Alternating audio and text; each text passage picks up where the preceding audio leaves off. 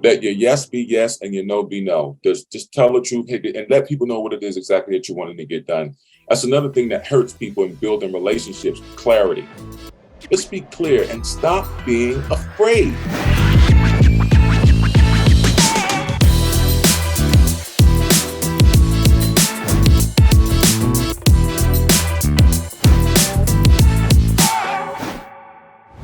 Hey everybody, welcome to another episode of the Evolution Podcast. Today on the show with me are Ethan P. Heisey. Welcome back, everybody. It's great to be here and can't wait to hear what we have to share. And myself, my name is Sagi Schreiber, and I am, along with Ethan here, we are mentees of Mr. Johnson. Hey guys, how are you? I know we just spoke just a moment ago, so we're going to continue this great conversation. Yeah. All right. So Ethan and I were talking to Mr. Johnson about something that basically Ethan recognized back when they got together, like a bunch of mentees a couple weeks ago, and there's, someone pulled Mr. J out and kind of like said, I don't know what you guys are up to, but I want to know what's going on over there in that group discussion. And Mr. J asked us just before we hit record, he asked us, like, do you know why they picked me? And then we started a conversation about it. We said, oh my God, this is like a great topic for the podcast. How do you get known and how to stand out amongst the crowd? Exactly. And okay, great. What we were talking about, we're talking about a promotion, and we were talking about an outing. Me and some of the mentees were out. We were at Top Golf, and I'm going to talk about the promotion first. As I was stating to Ethan and to Sagi, we have an employee coming up for a promotion, or there's a promotion available. And of course, you have the standard forms that, you go through the managerial process and ratings, blah, blah, blah. And that's just the way they do stuff. But as long as I've been doing business, I really never really bought into that. Not that it's not a useful tool, mind you, but ultimately, how do I get noticed, Mr. Johnson? How do I get promoted? It is simple. It's always been simple to me. Make yourself the obvious choice. Think about it. Obvious.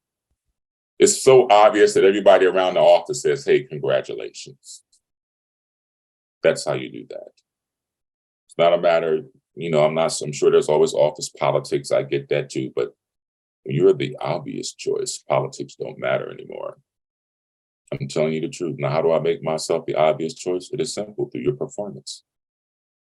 Cream always rises to the top. There's a reason LeBron James was paid so much money. There was the reason Michael Jordan did all those Gatorade commercials, because he was obviously the very best at what he had done. No different than Wayne Gretzky or some great baseball player, football player, or some great orator, if you will. They become the obvious choice. And so I say to you, if you're working in an environment where you're looking to get noticed in the sense, make yourself the obvious choice. I don't even care if it's at Burger King. If you make your station clean while you're working, if you're very efficient at what you do, if it's the way you treat your customers, whatever it might be, if you're obvious, you're obvious, it's crystal clear. It's no comparisons to your performance. That's how you get promoted. It's real simple. It's real simple.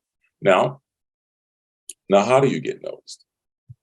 We were at Top Golf, and we were all having some wings and drinking some soda or whatever, just talking, conversing. Everybody's chopping it up. And none of us are paying attention. We're just all engaging each other. And I go to walk outside, and this gentleman approaches me, and he says, excuse me, I saw you guys over there talking, and I don't know what you were saying, but I noticed that whatever you guys were talking about, they were hanging on your every word, and I brought them back and introduced them to the group. And I was saying to Ethan, why do you think he came to me? Everybody was there. We were all, no one knew who was in charge of any group. Not that anyone was, but, why would he pick me? And I asked him that. I said, because it was obvious to him. It was obvious. Now, how do you become obvious? How you speak, how you dress, how you carry yourself, how you articulate yourself. Do you look people in the eye when you speak to them? All of these different body language indicators, if you will. And so, how do I get noticed? It's through your performance. Consistently, mind you. Consistent. That was another thing that made all of those guys, Wayne Gretzky, Babe Ruth, Hank Aaron. I'm using athletes because I love sports, but all of those guys were consistent, if you will, in their performance. So you must not just make yourself the obvious choice once in a while. You're not the obvious choice once in a while. You are the obvious choice consistently. And in any field you're in, if you do that long enough, there's a shot that you can attain great success. Now, notice I said success, not necessarily notoriety. There are many people who work extremely hard. You'll never see on CNN. You'll never see them on Fox. You'll never see them on any news channel in Israel. You'll never see them. And they've done very well for themselves. So I don't want you to confuse success with notoriety. They're two separate things. But ultimately, again, how do you get noticed? Even if you're not noticed on a national scale, you can have a great deal of success and you might have a great deal of notoriety. And that might be the only, information or publication, if you will, that people really know about you. It just depends on what your level of success is. But usually you make yourself the obvious choice by your performance and performing consistently now here's another thing, over a substantial period of time. So it's not just I'm the obvious choice for the 30-day period. It might be I'm the obvious choice for the next 18 months. Just look at this individual's performance. And that's how I would grade my status. That's how, and you know what happened? It's never failed me. It's never failed me. Performance. All that matters is that result. Get the result that you want to get. Now you want to do it moral, legally, and ethically, but at the same time, here's something so you guys listen. I was just talking to my guys before we started recording, and these are my guys, but at the same time, I'm very big on accountability. And I said to them, push it this week, push it. When you're entrepreneurs, ladies and gentlemen, and you want to get noticed, you cannot get noticed if you're not pushing it. And what I mean by that, I'm not talking about telling yourself no. What I'm saying is giving it your very best. Very few people perform their very best every day. This is why Michael Jordan would get paid his money, because he was performing at that high level mostly every day. And then this guy over here. So this guy's making 45 million and this guy's making 23. And now both of them are making a lot of money, but let's just strip that of its nature, if you will, and look at the disparity. Why is one such greater than the other? They're both the same height. They're both the same age. They're both the same weight. But why is this one so much valuable of the other? Because of this one's performance consistently. He's the obvious choice. And that's how you should look at your staff and your team. I had a couple of young guys over to the house this weekend. And, they launching businesses and that nature, but struggling. A lot of people struggle in the beginning. But the first thing I asked them is, what does your team look like? He made the first mistake a lot of people make. They hire people that are close to them and not necessarily qualified. And infrastructure and things of that nature. And I just told him, and I say this to all of you, make yourself obvious. There's plenty of capital out here for people who are looking to invest in good businesses with good, solid operations with great people. Your infrastructure, your managerial team, even when it comes to funding, make yourself the obvious choice. Mm-hmm. And you only do that through preparation. So. Yeah, love that. And I think regarding to that, it kind of reminded me of the way that I teach so I have to anybody who doesn't know, I have Israel's largest design blog, and I've been leading kind of the Israeli design scene in a lot of ways here in Israel for the past couple 10 years or so.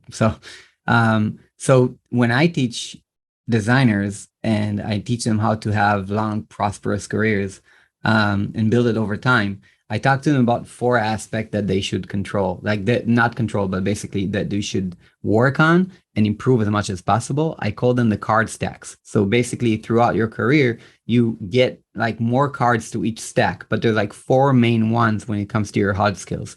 So one is professionality, and that's kind of what you were talking about. Cream rises to the top, always work in a professionality. The cards in that stack of cards is, let's say, we got talent, right? We got grit, we got experience. You can't hack that. You just gain those cards with time, right? And then you got learning, always be learning, always getting mentorship and all that stuff. That's in professionality, practicing your design skills, whatever, always designing, even when you're off work, just design, upload work, right? And then therefore that's professionality, always work in that. Then there's networking, which we talked about in the previous episode, how to, people skills and be a networker. And, very, very important to be the networker in a room and with the best people skills and whatnot. So networking is the second aspect. Like I tell them, you got to really network hard and you got to be able to form real relationships with people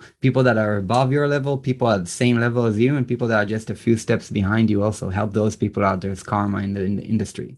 And then I say another card stack is the third one would be selling yourself. So basically know how to sell yourself and your ideas. That's in that stack, you have the cards of storytelling, of closing and selling, which are two different cards, of follow-ups, like anything regarding to selling. And then you have the fourth one, which is content. Like create content, get yourself known. Because if you're the most professional in the room and no one knows you, it will be hard to get you noticed. And then for creating content, it's kind of like a magnet. It multiplies all the other three. Like, it can multiply all the other three. So therefore, if you're good, like we have professionality, networking, selling, and content. So if you're good on 3 of those, you're golden. You have a great career. Oh, you only need 3. And what you're saying right now, like really interesting, is you kind of like hit on all 3. Like that's how you chose your people, right? Like, one can be super professional and has a great way of selling his ideas inside and his work inside the company, to stakeholders. And then he's also very good at like content. He's the one that makes jokes on Slack and uses the right gifts and everything. So him, right? People talk about him. So those 3, he might not network with anyone, in the coffee table or anything like that, but in the coffee room, but basically he's the one that everybody knows.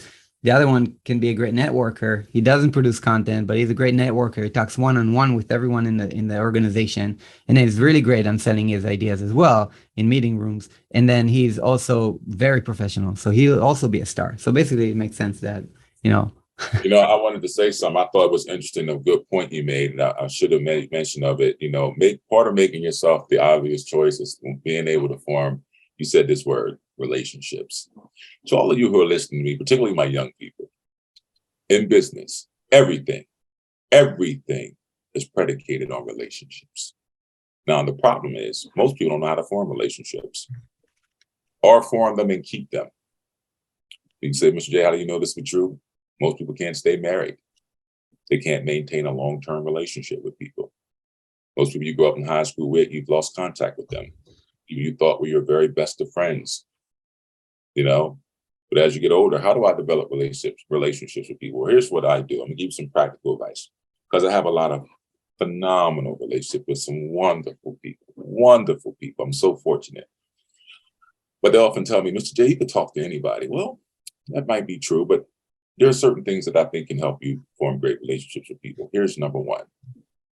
It's cool to do Zoom. It's cool to do WhatsApp. It's cool. Facebook, whatever. But if you're in close proximity, and if it's safe, given the current climate with all the different, elements in society we have to deal with, and if it's possible, have coffee together. Go get them, have a burger. You know what I seen works with men? Man, you get a cheeseburger and some fries, maybe a cold beer.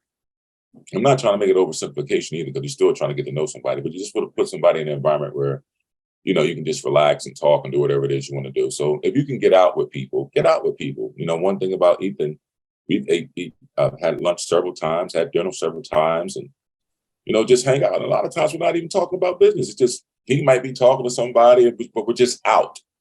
You know what I mean? You just have that energy, that chemistry, if you will. And so the one thing I would tell people is to get out and talk to people, man. Stop being so shy. Stop trying to come across as perfect to people. The one thing that I'm very pleased with hearing the feedback that I get about myself is that, Mr. J, you just make people seem very comfortable, this, that, and the third. But man, I want to be comfortable. So if you want to make yourself the obvious choice in a broader realm of things, it would be equivalent to someone saying, this guy has very good people skills, or they have, they're a people person or something like that. It's very important. You know why? Because it's the staff that makes the money. It's your employees that make your money, the people you hire and work for you. And these are people. And so if you are kind, I'm a firm believer in that. Be kind, be respectful, and genuinely with it. to be kind to people. I know it might be somewhat of an antiquated concept. I do not know, because now in the day of lawsuits, everybody sues everybody for everything. That's why I just tell everybody just to be kind. Yeah. You know, don't do anything. Hey, I have another rule: never be in a room with a woman by yourself. Tell you the truth. Don't do certain things. You just don't do. You just don't do it, man. People can say anything, man. Listen, I've been around in business for a long time. And that's a whole nother argument, but I'm just saying, having good judgment, use your mind. Don't put yourself in situations, you know, where things can be construed. When we were all out with the mentees, we're all out. When Mr. Johnson left, everybody left. Mr. Johnson's the first to get there, first to leave. Mr. Johnson's not going to be intoxicated. Mr. Johnson's not going to behave in a manner that's not, you know, acceptable for his wife and his children and his grandchildren. You know, I have a moral conduct and a standard about myself. Now, am I perfect? Hell no.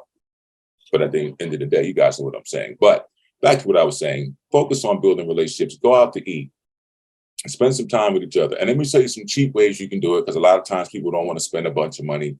I get it. I'm going to tell you what I did early in my career. You know, one of the best places to meet, wherever you are, if you can get parking downtown, go to a nice hotel.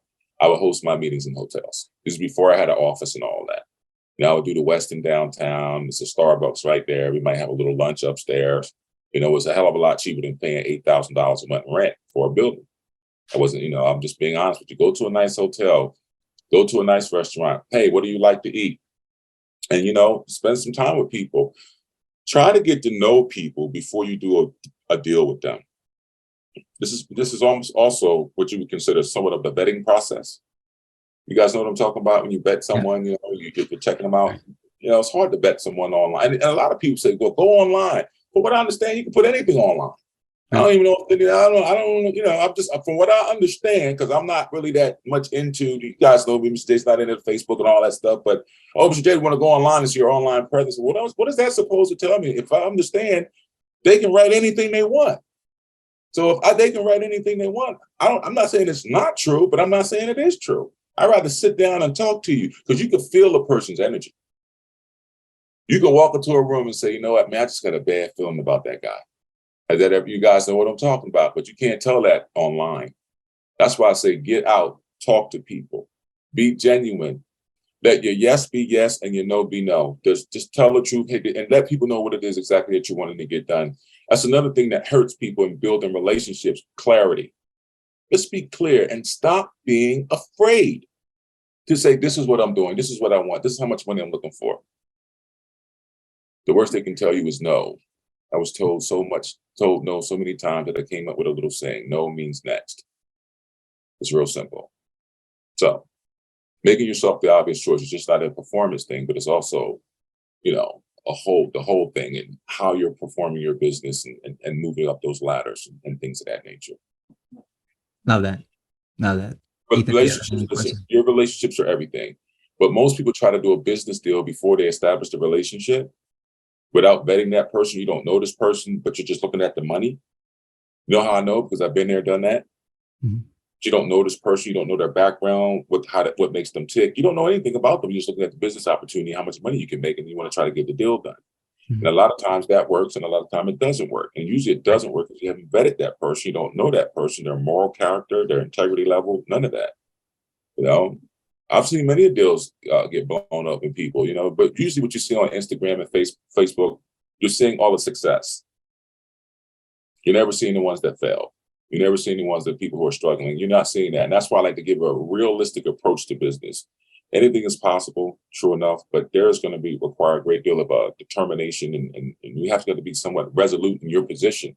I've been watching the economy. Things are the Fed's going to release the numbers here in the next couple of days. There's still some challenging times. Obviously, your head has to be in the sand if you haven't heard the word recession thrown around. You know, all of these things. And even with all of that, what do? Well, the first thing you do, in my opinion, is capitalize. Mm-hmm. That's why I say be a businessman. Capitalization. You want to capitalize on this opportunity. That's what I would tell all who are listening to me. I don't care if you don't even have a lot of money. You know, your habits, your discipline, the things you're doing on a daily basis, really going to determine where you're going to be at the next 5 to 10 years. Your friends, you show me your friends, you show me your future. You hang around 9 broke people, you make the 10th one. It's just that simple. You hang around people who are low vibration, low energy, low thought, that's what you're going to get. Remember, you are a product of your choices. Mhm. I choose life, and I choose to live life at a very high level. Is it easy? No. Do I get tired? Yes. What else is new? And that not life itself? But by living the life I want, I'm happy. And that's what I want you guys to get today. I know we kind of got off topic there, but it's not just about making money. I don't want you guys to get on this podcast. Oh, Mr. Johnson is just preaching success and you make money. No, Mr. Johnson wants us to be happy and to be fulfilled mentally, financially, physically, emotionally, spiritually, and any other lead you can think of, overall, because I have a really good life. And it's really my mission to have others experience that as well. It's great. Love that. I think that was a great kind of ending for the episode here. Yeah, I definitely came out with a couple of things to even think about. So you see my gears going on. So before we end, there's one thing about, for people that don't like to, we said build relationships, and some people are more shy than others. I have a hack that I learned. Not that I'm too shy, but I'm saying I have a hack that I learned from someone, is like use animated GIFs in group discussions. If you become a very good one at using like animated GIFs, the humor is a great emotional trigger. So basically humor connects people to you, and you actually build relationships without even knowing, by just being a great communicator with animated GIFs, which sounds very stupid, but it actually works. So that's one thing. I will say this to all before we wrap up. Number one, again, there are almost between 7 and 9 billion people on this planet, if the numbers are true. 7 to 9 billion people. There's no way we were all meant not to have some type of relationships with each other. It's too many people. So if you're dealing with shyness, if you're dealing with any fears, remember, any fear is in the mind. Anything can be overcome through belief in oneself, whether through affirmation, humor, whatever the case might be. And lastly, I want to leave you with this. Listen. You're more powerful than you think. When you wake up every morning, there is no one in your mind but you. It is your life, yours. You've been given a chance to do whatever you want. I'm going to say this to you again, and I say it to all of my mentees. Please let it sink in deeply. Chew on it. Meditate upon what I'm about to tell you. Don't doubt yourself. Doubt kills. Have a blessed day. Thank you, everybody, for listening and tuning in to another episode of the Evolution Podcast. Guys, please be sure to rate us on Apple Podcast, Spotify. If you're on YouTube, hit the like button, subscribe, write a comment, and share this on socials or any way you see fit with someone that you might think that can benefit from this episode and value that we brought here today. Thank you very much, guys, and see you on our next episode.